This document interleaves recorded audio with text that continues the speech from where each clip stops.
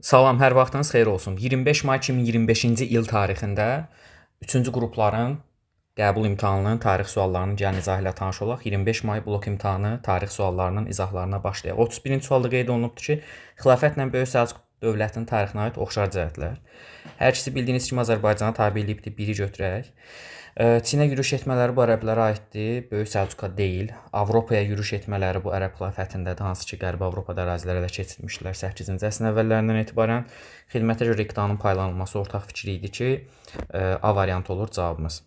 Demək, 32-ci suala baxaq. Eyler-Venn diaqramına əsasən İngiltərə və Fransa təqdim olunmuşdur. Böyük azadlıqlar xəritəsi İngiltərədə, sərb yürüşlərində iştirak ortaq. Azinkur döyüşündə 1415-də qalib gəlib ingilislər.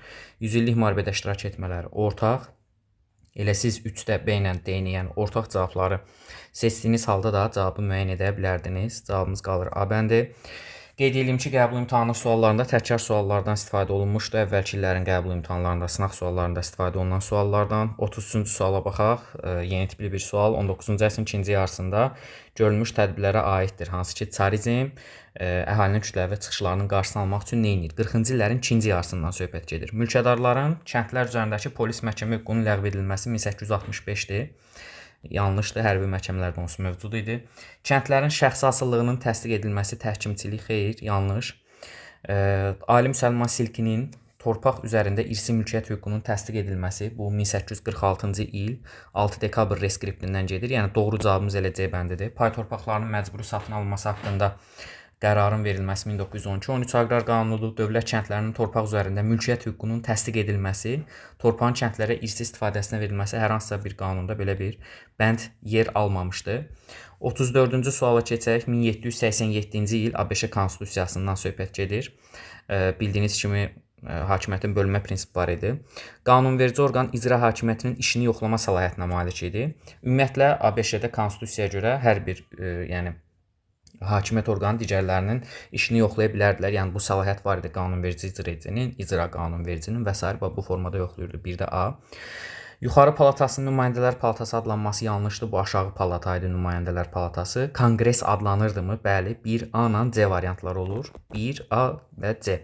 Belə olduğu təqdirdə cavab çıxır. Yenə də baxaq. İcra hakimiyyəti prezident rəhbərlik eləyirdi. Bəli, 2də A doğrudur. Rəhbərinin ömürlük seçilməsi hansı ki, seçki yolu ilə idi. Qanunlara veto qoymaq hüququnun olmaması əksinə var idi. Yəni 2də cavabımız olur A bəndi.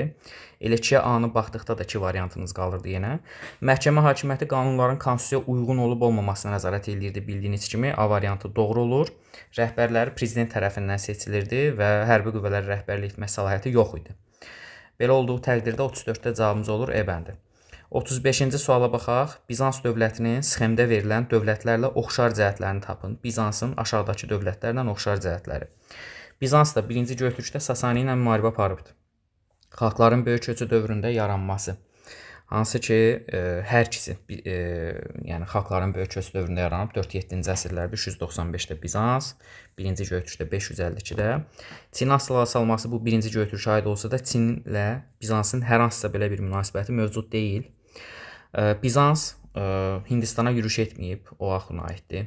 Göytürklərlə mübarizə aparması Bizansda Axunda ümumi cəhətdir. 4-cü əsrdə yaranmaları Axund 4-cü əsrin sonu Bizansda həmçinin oxşar.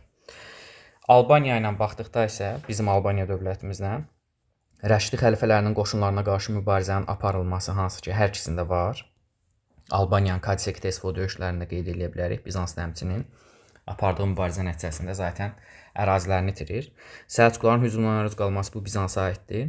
Attillaya xərac ödəməsi Bizansa aiddir, Albaniyaya aid deyil. Belə olduğu təqdirdə 1AB, 2BC, 3A cavabımız qalır E bəndi. 35 cavabı oldu E bəndi. Yəni C variantının izahlarından burada söhbət gedir. 36-cı suala baxırıq. Şimali Azərbaycanda keçirilən 1870-ci il kəndli islahatı 1847-ci il kəndli islahatından fərqli olaraq dövlət kəndlərinə aid edilməmişdir. Zaten bu islahatların ikisi də dövlət kəndlərinə aid edilmir. Hər ikisi sahibkar kəndlərinə aiddir. Feodal asıl münasibətlərinə güclü zərbə endirdi. Bəli, 70-ci il islahatından sonra kəndlərin, sahibkar kəndlərin asılılığı ləğv olunur.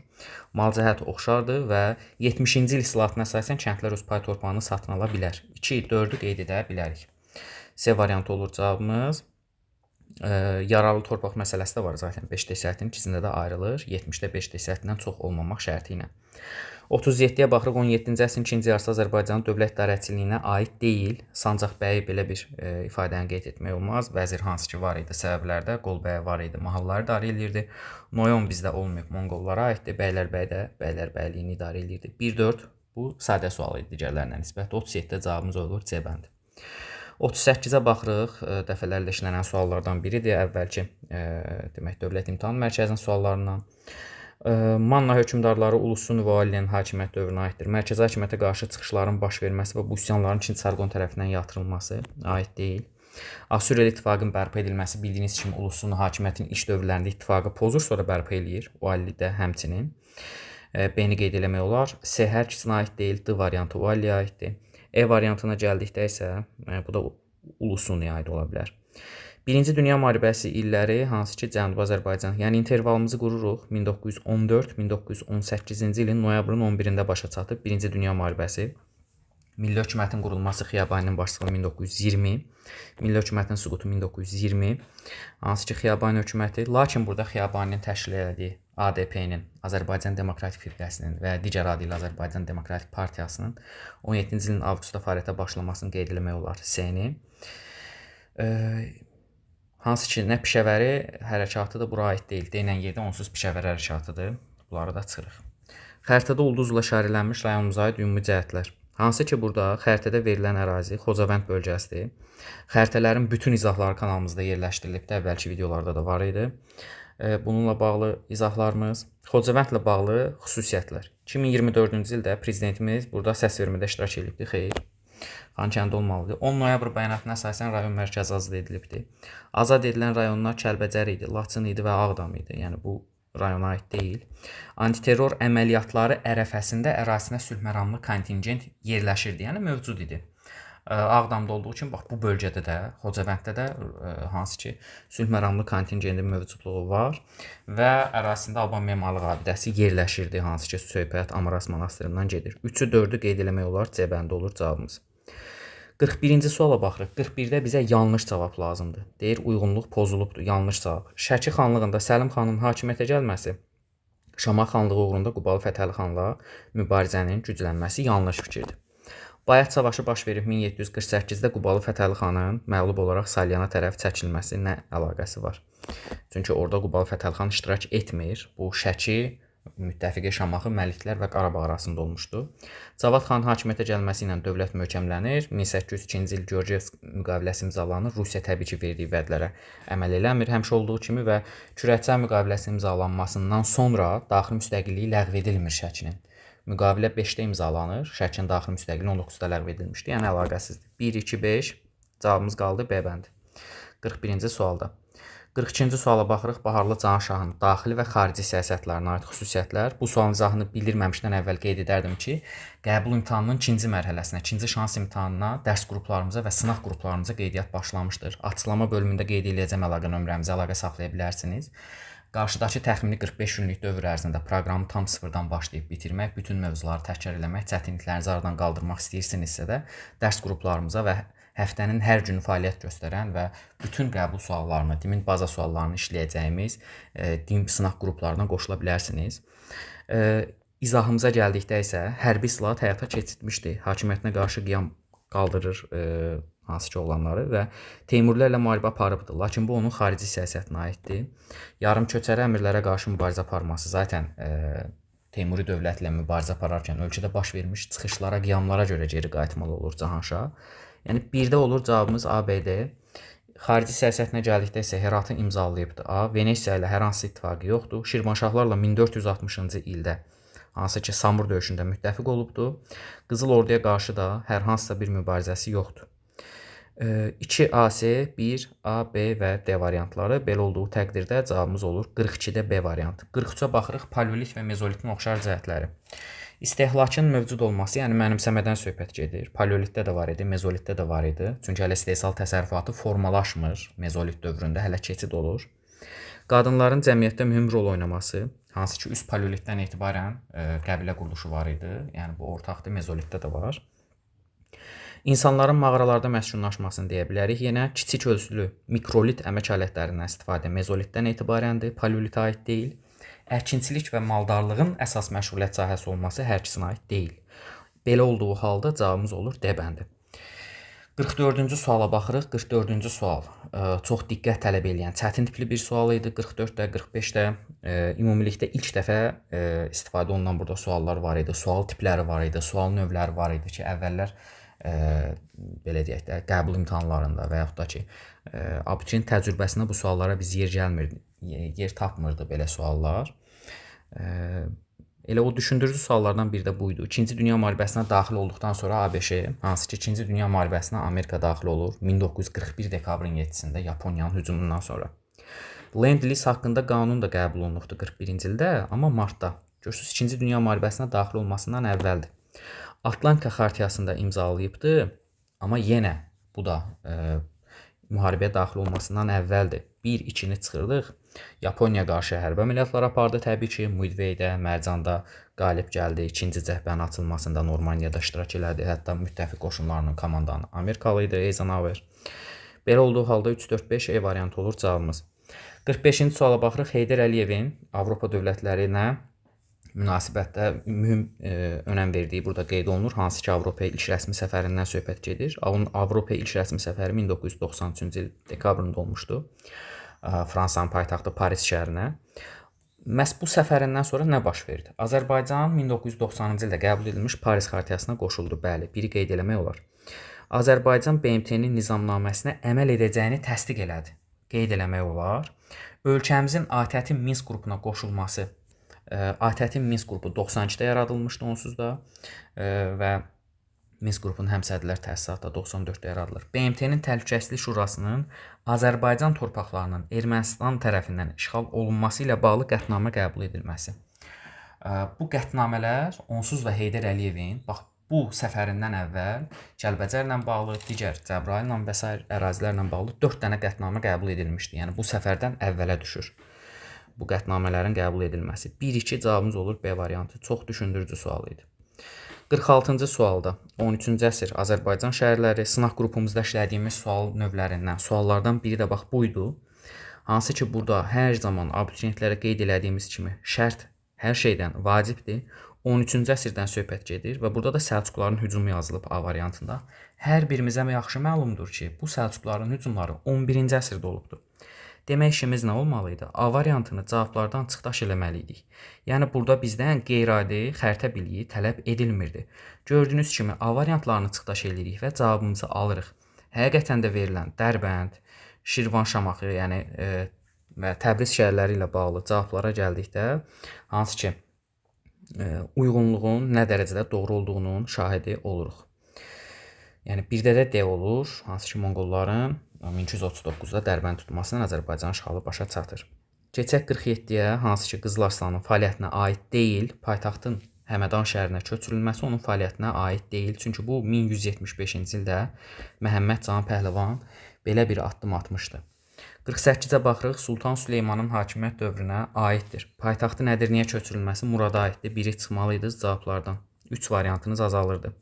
İspan donanmasının məğlubiyyətə uğradılması, Səfəvilərlə 1555-ci ildə sülh müqaviləsi imzalayıb. Bolqarıstanın işğal edilməsi 1396 İldırım Bayezdə aiddir və Moxaç döyüşündə qalib gəlmişdir. Romada plebeylərlə patrisilərin mübarizəsinin nəticəsi, hansı ki eradan əvvəl 509-da başlayır, eradan əvvəl 265-də 3-cü əsrin ortalarında bitir. A-da yazır ki, plebeylər Roma ordusunda xidmət etmək hüququ əldə etdilər. Onsuz da onlar Roma ordusunda xidmət edirdilər əvvəlki dövrlərdə də. Patrisilər yox, plebeylər xalq tribunu seçmə hüququnu qazanırlar. Patrisilərin torpaqdan istifadə hüququ məhrum edildi. Xeyr, bu da yanlış fikirdir. Bu tədbirlər nəticəsində, bu mübarizə nəticəsində hansı ki eradan əvvəl 3-cü əsrdə plebeylər tam hüquqlu Roma vətəndaşına çevrilir. Yəni D variantı doğru fikir idi. E variantı da yanlışdır, çünki plebeylərin dövlət idarəçiliyində iştirakına icazə var idi. Sadəcə olaraq onlar maaş almadıqlarına görə, əmək haqqı almadıqlarına görə Romanın idarə edilməsində iştirak etmək istəmirdilər. 50-ci suala baxırıq. Albaniyanın 6-cı əsrin 2-ci yarısı tarixinə aiddir. Yəni sizə lazım idi, hansı ki bax bu dövr, bu aralıq lazım idi. Mehranilər sülaləsinin hakimiyyətə gəlməsi 630, yerli hökmdarların idarə edilməsi yanlışdır. Çünki niyə? 510-629-cu il tarixi Albaniyada mərzbanlıq dövrüdür. Yəni 2 yanlış olur. Sasanilərin şimal canişinliyinə şimal Kustuna daxil idilər. 3-ü qeyd edə bilərik. Müsəlman olmayanlardan cizyə vergisinin alınması fikri yanlışdır. Çünki bu xilafət dövründə olubdu və yalnızca 3 olur doğru cavabımız. Yəni 7-ci əsrdən etibarən cizyə vergisi Azərbaycanda toplanmağa başlayır. 51-ci suala baxırıq. Azərbaycan SSR-nin 20-ci əsrin 50 və 60-cı illəri. Hansı ki, Telegramda bu sualı paylaşacağam. Telegram kanalımızın linkini qeyd edəcəm. Bu sualları da biz sınaq qrupumuzda işləmişdik. Bu sual tiplərini. Yeni konstitusiyanın qəbul edilməsi. Azərbaycanda 50-ci illərdə hər hansısa konstitusiya yoxdur. 3 dənə konstitusiya var. 21, 37, 78. Sadəcə konstitusiya düzəliş olur. Kartika sisteminin ləğv edilməsi 1947-ci ildə. Ermənistanda yaşayan azərbaycanlıların deportasiyası davam eləyirdi. Bildiyiniz kimi 48-də başlayır, 53-də birinci mərhələsi başa çatır. Onda 1-də cavabımız olur. Demək, C variantı. 1-ə C-ni qeyd elədikdə 2 dənə cavabımız qalırdı. Digər tərəfə baxdıqda MAQ-ın yaradılması 62, elə cavabımız alınırdı. Həqiqətən də icbari 10 illik təhsil keçid 66-nı qeyd edə bilərik və konstitusiya maddə əlavə olunması 60-cı illərdə belə bir maddə yoxdur. Bu 56-cı ildədir və Heydər Əliyevin qəbul elədiyi 3-cü konstitusiyadadır. D variantı olur 51-in cavabı. 52-də xəritədə ştrixlənmiş Azərbaycan dövləti hansıdır? Bu Azərbaycan dövləti Şəddadilər dövlətidir. Yenə bunun da hansı ki xəritəsi, izahı, yəni bu ərazi hansı ola bilər, bu və digərlər. Onlar da kanalımızda özünə yer tapmışdılar. Qısacası Şəddadilərlə bağlı doğru fikir. Eramızın əvvəllərində Parfiya Arşakilər tərəfindən işğal olunması Atropatenaya aid idi. Oğuz Səlcuq türkləri ilə ittifaqla Bizans erməni Gürcü feodallarına qarşı mübarizə aparılması. Hətta onlar demək müttəfiqlik əlaqəsi də saxlayıblar. B doğrudur. C variantı Manna dövlətinə aiddir, cənubda mövcud olubdur. D variantı yəni sadəcə və salarlardan asılı olması, bunu biz Şirvanşahlara aid eləyə bilərik, Şəddadiyə yox. Və E variantında yenə Slavyanların yürüşlərinin baş verməsi, paytaxtın dağıdılması, Şəddadin paytaxtı Gəncə idi. Yəni belə bir dağıntıya məruz qalmamışdı. 53-cü suala gəldikdə, bu yəni son səhv xatırlamıramsa, yəni demək olar ki, qəbul imtahanlarının test mərhələsi keçiriləndən etibarən qəbul imtahanlarında belə bir suala axırıncı səfər biz 25 il falan bundan əvvəl rast gəlmişik. Yəni normalda hələ qaldı ki, açıq sualda elm və mədəniyyət xadimləri ilə bağlı hər hansısa bir sual düşməyibdi. Sadəcə OTK-nın 20 sınaq test kitabında özünə yer tapmışdı. Belə bir tipli suallar və hər hansısa bir sınaqlarda, istər özəl kursların, istərsə də Dövlət İmtahan Mərkəzinin həyata keçirdiyi sınaqlarda yəni olmuşdu. Son illərdə Dövlət İmtahan Mərkəzi belə, yəni nə modeldə və yaxud da ki, nə dövlət sınağında belə bir sual istifadə eləməmişdi. Yəni bu təəccüb doğuran bir sual idi suala gəldikdə. Çünki bizdə normalda 19-20-ci əsr və yaxud da ki, memarlıq abidələri ümumiyyətlə belə bir mədəni sual düşür. Hər bir halda düzdür, proqramımızda hər il yer tapır bu sual tipi. Lakin yəni abituriyentlərin alışmadığı, öyrəşmədiyi bir sual tipidir. Bunu da bildirim. Yəni imtahanı çətinləşdirən faktorlardan biri də bax bu sualdır deyə bilərik. Həsən bəy Rumlu 15-ci əsrdə yaşamış məşhur tarixçidir. Xeyr, 16-cı əsrdə yaşayıb, çünki Təhmasibin dövründədir. İskəndər bəy Münşi Şah Abbasın hərbi yürüşlərində iştirak edib, onun tarixçisidir, doğrudur. Məhəmməd Tahir Vahid də 2-ci Abbasın tarixçisidir. Kəmaləddin Behzadı hansı ki Şah 1-ci İsmayıl təyin eləyir və o astronom deyil bu arada, rəssamdır. Astronom kimi bizdə məşhur Maraq rəsədxanasında çalışan Nəsrəddin Tuysi olubdur. 4-ü çıxırıq və cavablarımız qalır 2-3. 53-cü sualda. 54-də gəldikdə isə Qızıl Ordu dövlətinin İslam dininin rəsmi dövlət dini kimi qəbul edilməsi Özbəyin dövründədir. Əvvəlki kitablarda tarixi verilirdi, sonra çıxarıldı. Hər bir halda Özbəyin hakimiyyət dövründədir. 14-cü əsrin 30-cu illəri deyək. Qızıl Ordu Əhməd xanın Moskvaya yürüşü 1480-ci il. Bizdə Qızıl Ordu ilə bağlı adı çəkilən sonuncu xan budur kitabımızda. Qızıl Ordunun Hülakü ilə mübarizəsinin başlanılması Hülakü xanın dövründən etibarən, yəni Hülakülər dövləti yarandı və o dövrdən etibarən mübarizələri başladı. Buna da təxminən deyək 13-cü əsrin 60-cı illəri. Demək, Təbriz şəhərinin Toxtamışın qoşunları tərəfindən tutulması 1386-cı ildə gəlir. Hansı ki, daha doğrusu 1385-ci ildə Təbrizi ələ keçirilir. Hər bir halda burada doğru cavabımız olur 3, 1, 4, 2. Eləmi? Ardıcıllıq belə olur. Demək, 1-ci Aleksandr və 1-ci Nikolayın fəaliyyətinə aid oxşar cəhət. 1-ci Aleksandr 1801-25, 1-ci Nikolay 1825-55-də hakimiyyətdə olub. Fransız hərbi qüvvələri ilə mübarizə aparmasını oxşar götürə bilərik. Səbəb. Çünki 1-ci Aleksandrın dövründə, hansı ki, Napoleonla mübarizə var, Baradina döyüşünü deyə bilərik. 1-ci Nikolayın dövrünə gəldikdə isə Krım müharibəsi dövründə, 1853-56-cı il dövründə, hansı ki, Osmanlının müttəfiqləri fransız və ingilis qüvvələri olur, yəni ruslar orada mübarizə aparırlar. Qacarlar dövləti ilə mübarizə aparılması 1804-13 1-ci Rus-Qacar müharibəsi 1-ci Aleksandrın dövründə qeyd edə bilərik. Həmçinin 2-ci Rus-Qacar müharibəsi 1826-28 1-ci Nikolaya aid olur. Xanlıqlarla müqavilə imzalanması 1-ci Aleksandra aiddir. Kürək çayları deyə bilərik. Nikolayın dövründə belə bir müqavilə yoxdur xanlıqlarımızla və Qara dənizə çıxış uğrunda mübarizə aparılması hər ikisinə aid deyil. Cümhuriyyətimizin Tiflis və Bakı dövrlərinə aid oxşar cəhətlər. Müəyyən müddət Milli Şuranın fəaliyyət göstərməsi, bəli, bu Tiflis dövründə var, hansı ki, ilk qanunverici orqanımızdır. Bakıda da 18-ci ilin noyabrında fəaliyyətini bərpa eləmişdi Milli Şura. Parlament yalnız Bakıda fəaliyyət göstərib. Qonşu dövlətlərlə hərbi əməkdaşlıq barədə müqavilənin imzalanması biraz bu düşündürücü variantı idi abituriyentlər üçün. Çünki Osmanlıdan biz hərbi yardım alırıq, abituriyent onu düşünür. Amma Osmanlı imzalanan müqavilənin adı sülh və dostluq müqaviləsidir. Sadəcə Osmanlı orada bizə ehtiyac olarsa yardım eləyə bilərdi, hərbi yardım. Biz də o köməkdən istifadə edirik. Amma gürcülərlə imzaladığımız sırf hərbi müqavilədir. Hansı ki, Denikin təhlükəsinə qarşı gürcülərlə hərbi müqavilə imzalamışıq. Bakı dövrünə aid olur bu da, Tiflis dövründə yox. Fətəli xan Xoyskinin rəhbərliyi ilə hökumətin təşkil edilməsi elə 1-ci hökumət Tiflisdə, 3-cü hökumət hansı ki, Bakıda qeyd eləmək olar. Hökumətin qanunverici səlahiyyətə malik olması, hökumət bir dəfə qanunverici səlahiyyətə malik olub, söhbət 2-ci hökumət kabinetindən gedir. Hansı ki, Gəncədə və Bakıda olarkən, yəni Tiflisdə yox, ona görə 1-4 qalır cavabımız. Hər bir halda uşaqlar bunu çıxanda müzakirə edildiklərini dedilər. 57-ci suala gəldikdə, işlədiyimiz suallardan biri idi bu da, hansı ki, bir daha qeyd edeyim, sınaq və dərs qruplarımıza qoşularaq qəbul imtahanlarına %100 hazırlaşa bilərsiniz bunun üçün. Qeyd elədiyim nömrələrlə əlaqə saxlayın. Azərbaycan bəylərbəyliğinin yaradılması 1593-də Şah 1-ci Abbasın inzibati islahatından sonra Niyazabad döyüşü Xudabəndənin dövründə 1583-də, Xorasanın geri qaytarılması 1599 Abbasın dövründə, Molla Həsənli döyüşündəki qalibiyyət Məhəmməd Xudabəndiyə dövrünə uyğun gəlir. 2-ci Bayezidin Səfəvilər dövləti ilə dostluq əlaqəsi saxlaması, bu da Şah 1-ci İsmayıla aid olur. Situasiyamıza gəldikdə isə həmişə olduğu kimi birinci şans imtahanlarının situasiyası yenə də çox düşündürücü idi. 70-ci illərdə ərəb ölkələri yenidən müttəfiq kimi ümumi düşmənə qarşı birləşib müharibəyə başladılar. Neftin qiyməti 4 dəfə artdı və dünyada iqtisadi böhran baş verdi. İsrail və müttəfiqləri danışıqlara getməyə məcbur qaldılar. Onlar eyni zamanda qarşı tərəfin qüvvəsini də parçalamaq istəyirdilər.